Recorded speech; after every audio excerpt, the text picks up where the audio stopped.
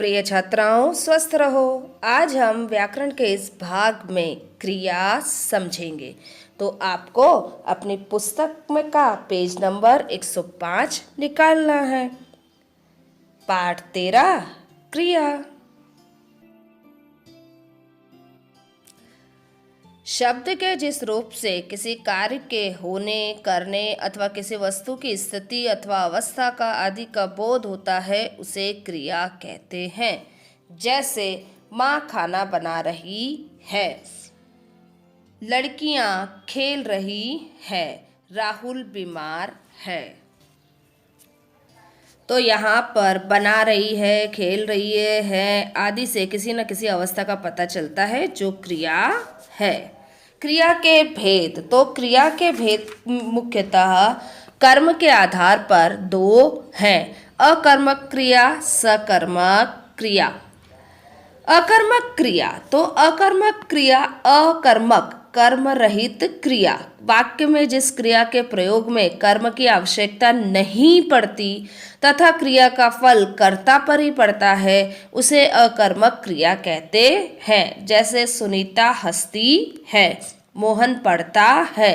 अब प्रश्न करें कि सुनीता हंसती है तो हम क्या हंसती है, तो उत्तर कोई मिलेगा नहीं।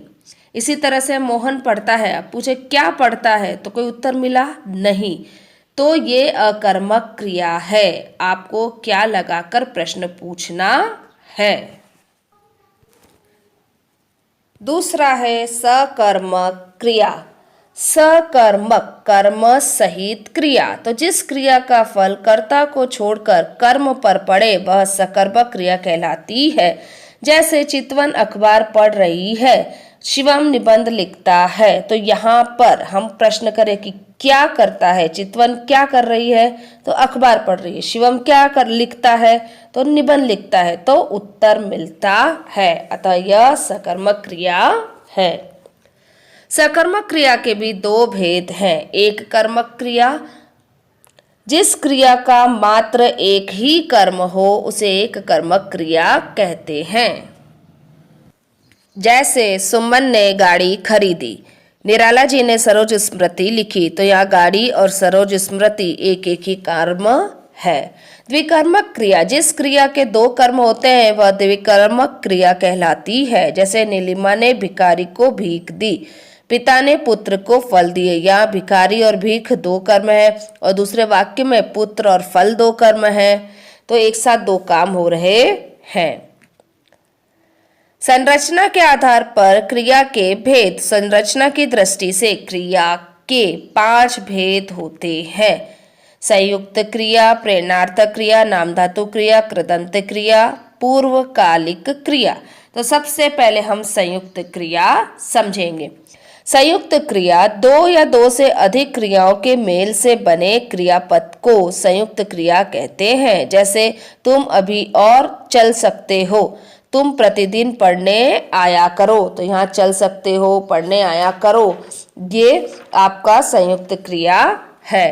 प्रेरणार्थक क्रिया, जिस क्रिया के से यह जान पड़े कि कर्ता स्वयं कार्य न करके किसी दूसरे को उस कार्य को करने की प्रेरणा देता है या किसी अन्य से किसी कार्य करवाता है, तो उस क्रिया को प्रेरणार्थक क्रिया कहते हैं। जैसे मैं बगीचे में माली से पानी दिलवाता हूँ, मालिक नौकर से गाड़ी साफ करवाता है।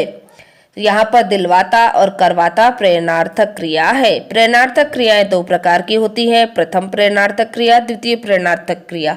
प्रथम प्रेरणार्थक क्रिया में जब कर्ता स्वयं भी कार्य में शामिल होते हुए प्रेरणा दे तो उसे प्रथम प्रेरणार्थक क्रिया कहते हैं। जैसे मनु प्रौढ़ों को पढ़ाता है। द्वितीय प्रेरणार्थक क्रिया में जब कर्ता स्वयं कार्य न करके किसी दूसरे को उस कार्य के लिए प्रेरणा देता है तब वह द्वितीय प्रेरणार्थक क्रिया बनती है। जैसे पिताजी ने नौकर से गाड़ी साफ करवाई या पिताजी नौकर से गाड़ी साफ करवाते हैं। अब नाम धातु क्रिया। तो जो क्रियाएं संज्ञा, सर्वनाम, विशेषण आदि से बनती है उन्हें नाम धातु क्रियाएं कहते हैं।